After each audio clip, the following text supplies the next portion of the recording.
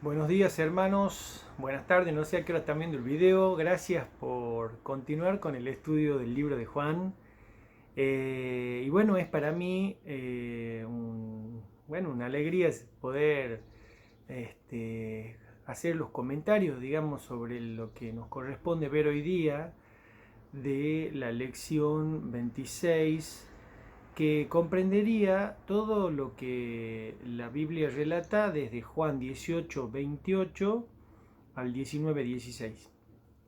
Y bueno, como seguimos con la temática esta de tratar de analizar por personaje, digamos, y no tanto versículo por versículo, hoy día nos correspondería ver básicamente tres actores que figuran acá. Uno son los judíos, otro es Pilato y algunos detalles de la participación que tiene el Señor Jesús en todo este proceso. Ustedes recuerdan que nosotros venimos de haber visto, digamos, en la lección anterior, eh, bueno, todo el proceso del encarcelamiento, del apresamiento del Señor.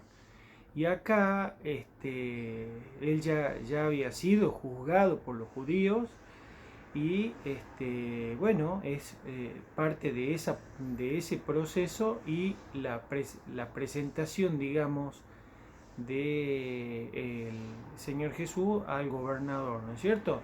¿Y qué pasaba con, qué pasaba con los judíos? Ustedes saben que lo que se llamaba el ius gladi, que era en latín era el derecho de la espada, era una cosa que, digamos, estaba solamente permitido a los romanos. O sea, la pena de muerte, o sea, la pena capital, no la podían ejercer ningún otro que no sea un romano, la autoridad romana. Y ya dice el Talmud históricamente que 40 años antes de la destrucción del templo se le quita ese derecho a los judíos de la pena capital. Ellos ya no podían sentenciar a nadie a muerte. Si bien, como todos sabemos, eh, la muerte de Esteban, eso no pasa por ningún juicio romano. A Esteban directamente lo apedrea la turba y el pueblo, digamos, enardecido. Y, o sea, eso no siempre se cumplía, digamos, no siempre se cumplía. A veces los judíos tomaban la ley por sus propias manos. Pero, en virtud de este principio, digamos, de que ellos no le podían dar muerte al Señor Jesús, es que ellos lo presentan a Jesús ante Pilato. ¿Y para qué? Para que Pilato efectivamente sea él el que le condenara y el que lo mandara a crucificar. Eh, Hay que recordar que si, según Levítico 24:16 y Deuteronomio 17:7, en realidad, digamos, la muerte que estaba indicada por la ley que debían dar los judíos, primero era que la pena de muerte era el que blasfemara el nombre del Señor. ¿Sí? Dice Levítico, el que blasfemara el nombre del Señor ha de ser muerto y toda la congregación le apedreará. ¿Sí? Y en ese caso los testigos, ¿sí?, cuya palabra hubiera probado el crimen, eran los primeros que tenían que largar la piedra. ¿Se acuerdan de la mujer descubierta en un acto de adulterio? Dice, el que esté sin pecado tire la primera piedra. O sea, ¿qué le decía Jesús acá? Los testigos debían ser los que tiraran la primera piedra, pero bueno, en ese caso eran los testigos sin pecado, ¿no? Que nunca hubieran deseado cometer ese pecado. Eso era lo que le decía Jesús, ¿se acuerdan ustedes? Entonces, bueno, volviendo al tema, aquí en el versículo 32, Jesús, él había predicho de qué muerte iba a morir él, porque él dice que cuando él fuere levantado, entonces si él era levantado, Jesús había predicho que él iba a morir crucificado. Se cumple esa palabra del Señor Jesús, porque si hubiera sido muerto por mano de los judíos, él no hubiera sido crucificado, él hubiera sido apedreado, ¿sí? Bueno, entonces, los judíos entonces, ¿qué pretendían? Pretendían utilizarlo a Pilato, para sus fines. No podían matar a Jesús por sí mismos, así que determinaron que los romanos le hicieran ese servicio. En medio de esta trama, digamos, de esta trama diabólica, podríamos decirlo así, porque estaban tratando de matar a un inocente, ellos guardaban toda la pureza ceremonial, digamos, estaban muy preocupados por la pureza ceremonial. Por eso ellos no quieren entrar a la casa de Pilato. Dice que los judíos se quedan afuera. Ese detalle, ¿por qué es? Porque ellos no se podían contaminar porque ya era la fiesta de la Pascua. Entonces estaban tan pendientes de la pureza ceremonial y ritual que se negaron a entrar al cuartel general de Pilato. Sin embargo, estaban haciendo todo lo posible para crucificar al Señor. La ley de los escribas decía que las moradas de los gentiles son inmundas porque no estaban limpias de levadura. Un tercer detalle era que los judíos, en su interrogatorio, ¿ellos de qué lo habían culpado a Jesús? Ellos lo habían culpado al Señor Jesús de blasfemia, ¿ok? Entonces, Jesús debía morir, según la ley judía, de blasfemia, pero ellos no se lo presentan así a Pilato. Sabían muy bien que Pilato no tomaría en consideración una acusación de ese tipo porque esa era una cosa interna de ellos. Entonces, ¿qué hacen? Los cargos que ellos presentan digamos, contra Jesús fue de rebelión e insurrección política. O sea, ellos le dicen a Pilato que Jesús se quería proclamar rey. Y bueno, evidentemente eso era una mentira, pero la acusación que ellos presentan era de algo político, digamos. Que se quiere proclamar rey. Y en base a eso pedían que Pilato lo ejecute. Y ellos, digamos, caen aún más bajo porque ellos dicen que Pilato le dice: acá está el rey de ustedes, y ellos dicen: nosotros no tenemos ningún otro rey que el César. Y eso, si nosotros nos acordamos de la historia, en 1 de Samuel 12:12, Samuel le había dicho al pueblo de Israel que Dios era su único rey. Y también cuando le ofrecieron la corona a Gedeón, ¿qué pasó? En Jueces 8:23, Gedeón contestó: ni yo seré el que os gobierne, ni mi hijo, el Señor será el único que os gobernará. Entonces los judíos, digamos, con toda esta actitud de decir, digamos, con el fin de que lo crucifiquen a Jesucristo, de decir: nosotros no tenemos ningún otro rey que el César, estaban negando todo esto, digamos, pisoteando toda esta historia y todo este sentimiento profundo que había en el pueblo. Bueno, y continuando, quisiera que hablemos ahora de Pilato, y como que se sabe muy poco, digamos, del hombre pero hay mucha información, digamos, se sabe muy poco porque no se comenta, pero hay mucha información, digamos, sobre Pilato y hay que tratar de, a ver, ¿por qué una persona tan influyente como él, esa es la pregunta que hay que hacerse? ¿Por qué él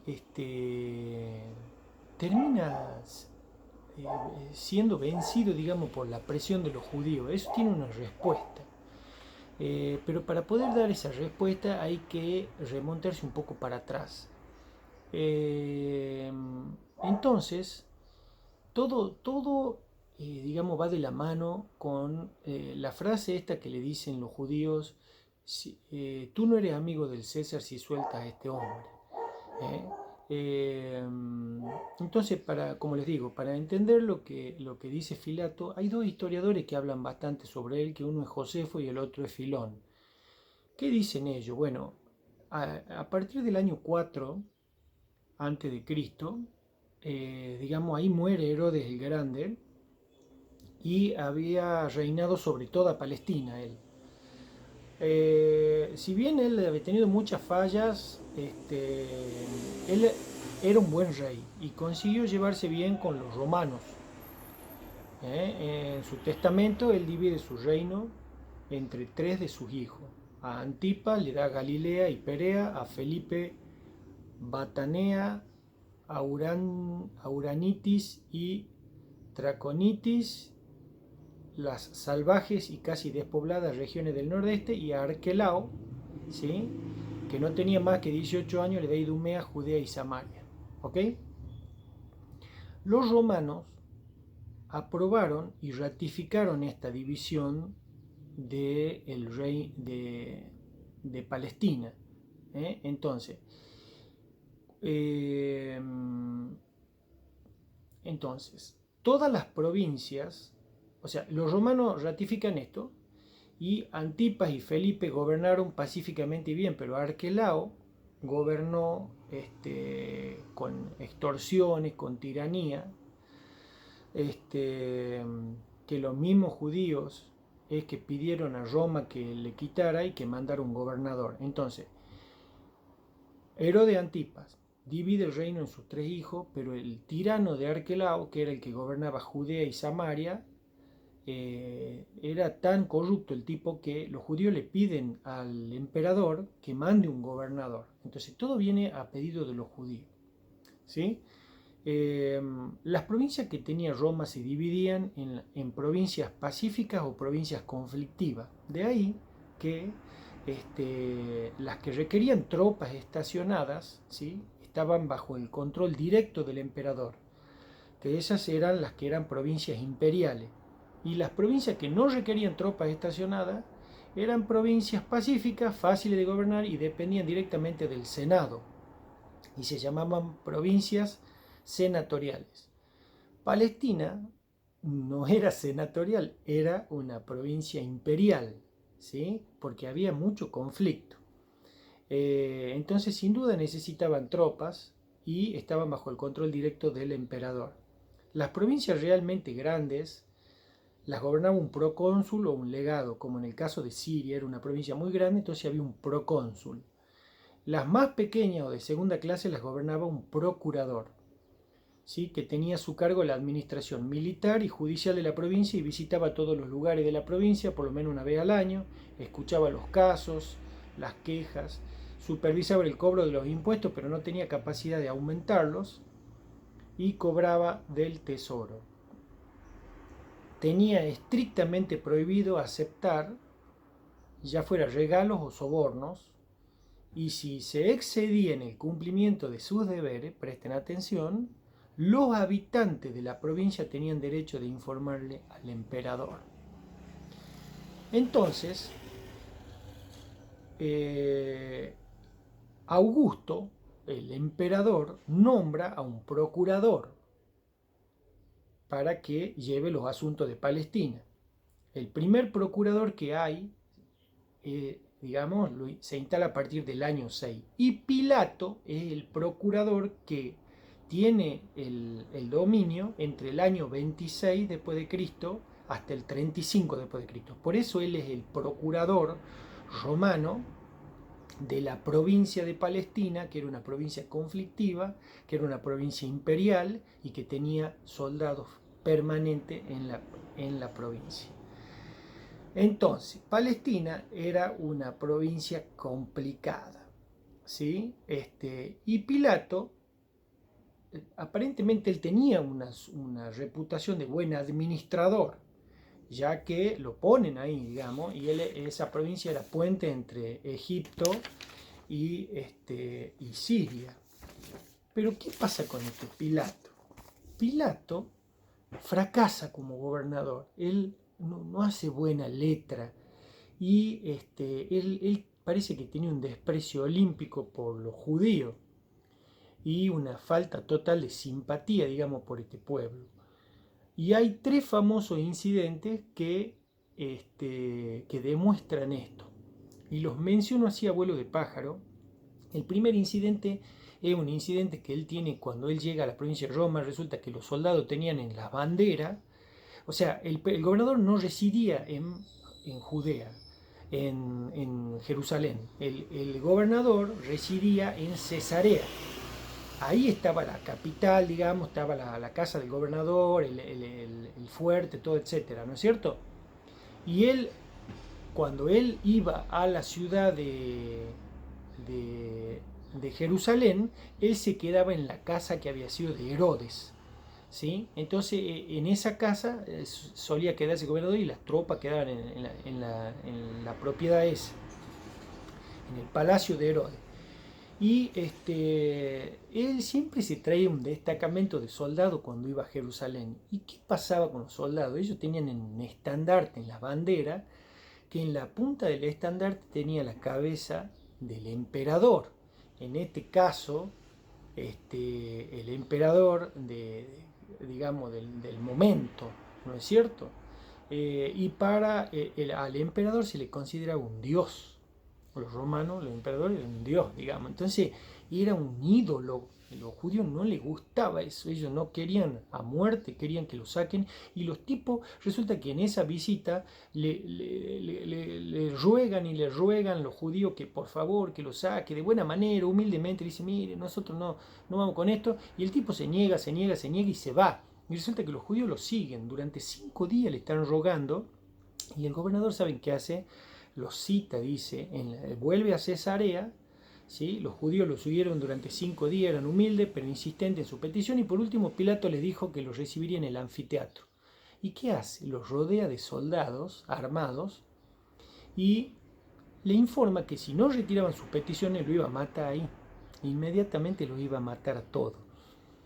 ¿Y ellos saben qué hacen? Ellos descubren los cuellos e invitan a los soldados a matarlo. Y esa actitud hace que Pilato, no podía masacrar a este hombre indefenso. Entonces él se da por vencido y se ve obligado a quitar las imágenes de las banderas en lo sucesivo. Y ahí empieza el mal camino de este hombre.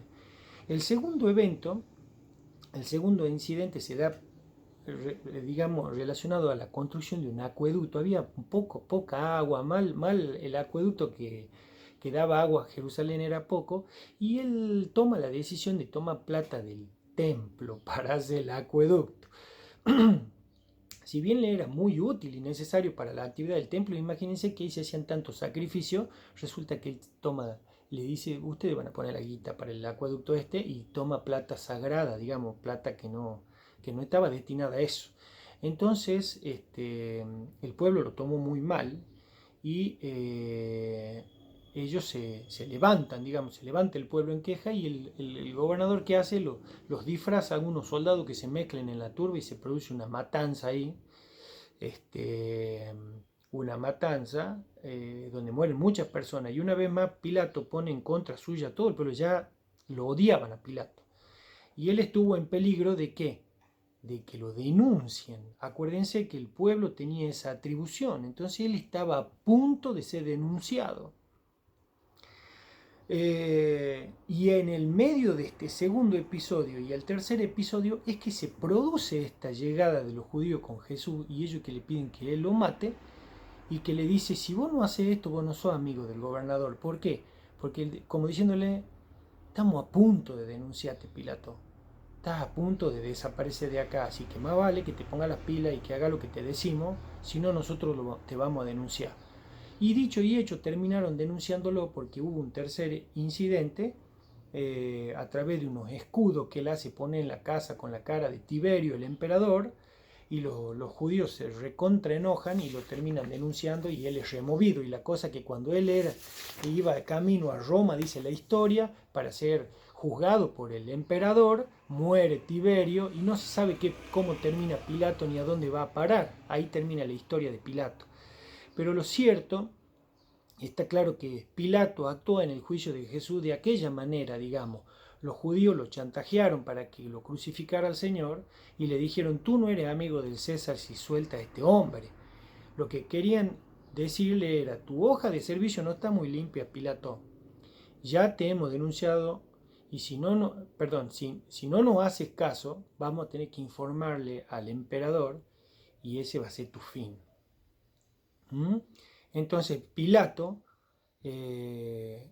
él quería hacer justicia. Nosotros vemos que él intenta soltarlo a Jesús de varias maneras, pero no tuvo el valor para enfrentarse con los judíos y manda a crucificar a Jesús para conservar su posición.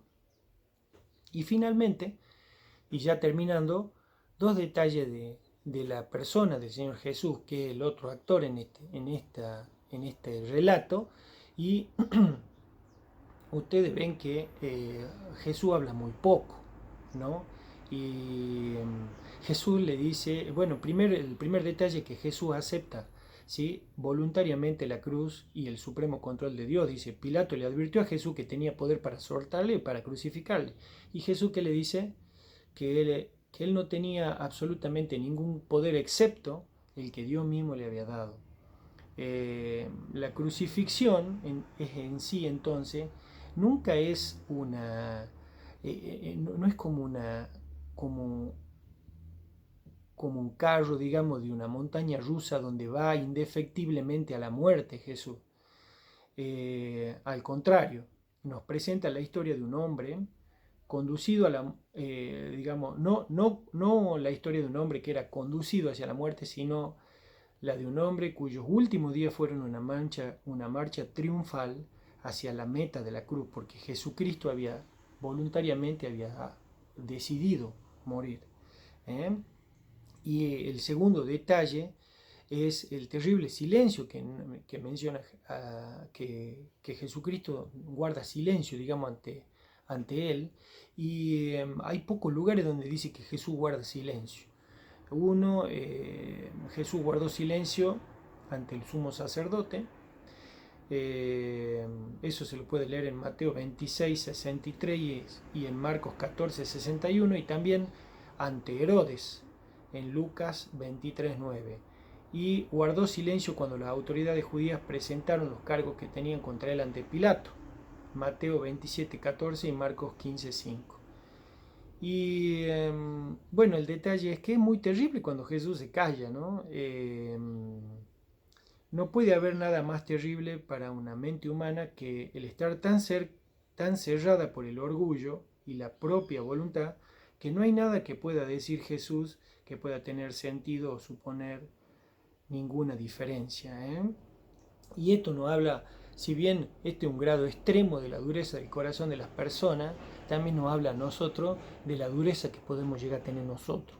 Porque a veces leemos y no pasa nada en la vida de nosotros, y la palabra de Jesús no nos impacta, no nos hace mella, y nosotros tenemos el corazón cerrado. Tal vez no al grado extremo pero tenemos que tener cuidado, digamos. Las palabras del Señor nunca pueden pasar desapercibidas. No puede ser que nosotros con nuestra actitud, con nuestra dureza, lo silenciemos al Señor y que todo lo que esté escrito y todo lo que Él ha dicho no tenga ningún efecto en nosotros. Bueno, los animo a seguir con este estudio. Nos queda la última lección, que va a ser todo sobre la crucifixión. Que Dios los bendiga, ánimo y a seguir estudiando.